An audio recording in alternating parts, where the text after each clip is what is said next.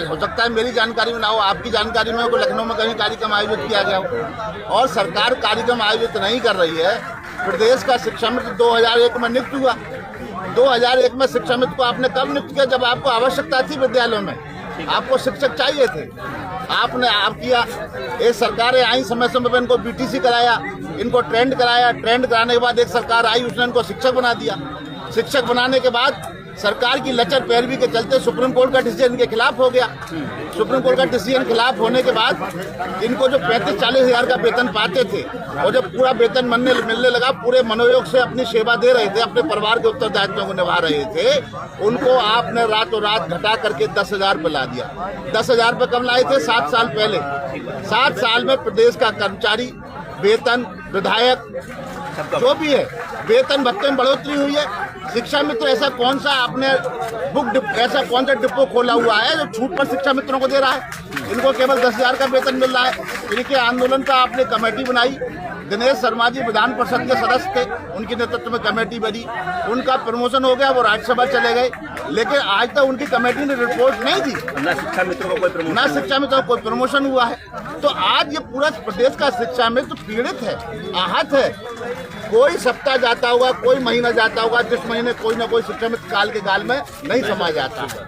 तो ऐसी स्थिति में आज पूरे प्रदेश का शिक्षा मित्र चल करके लखनऊ आया है। शिक्षा में चल करके आता है, आप उसकी बात नहीं समझते। कमेटी बनती है, ना आप कमेटी को भंग करते हैं, ना कमेटी रिपोर्ट देती है, और आपकी पुलिस रात को यहाँ से टेंट उखाड़ कर ले जाती है, दड़ी उखाड़ कर ले जाती है।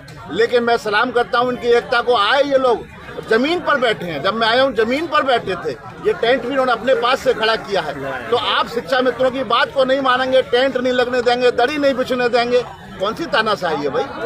ये तानाशाही है। शिक्षा मित्र आपने क्या बताया? इस देश की सरकार बनाने के लिए सबसे अधिक सांसद यूपी से जाते हैं, और ये दुर्भाग्य है कि देश में सबसे कम शिक्षा मित्र अगर मानदेय पाता है तो उत्तर प्रदेश में पाता है। जिस प्रदेश के शिक्षा मित्र को सबसे अधिक वेतन मिलना चाहिए, आप सुप्रीम कोर्ट का हवाले देते हैं। सुप्रीम कोर्ट के दर्जनों डिसीजन के खिलाफ ये लोग पार्लियामेंट में विधेयक ला करके, अध्यादेश ला करके उन्होंने सुप्रीम कोर्ट के डिसीजन को पलट दिया। तो आज कौन सी मजबूरी आप नहीं पलट सकते? आज हजारों शिक्षा मित्र काल के गाल में समा गया।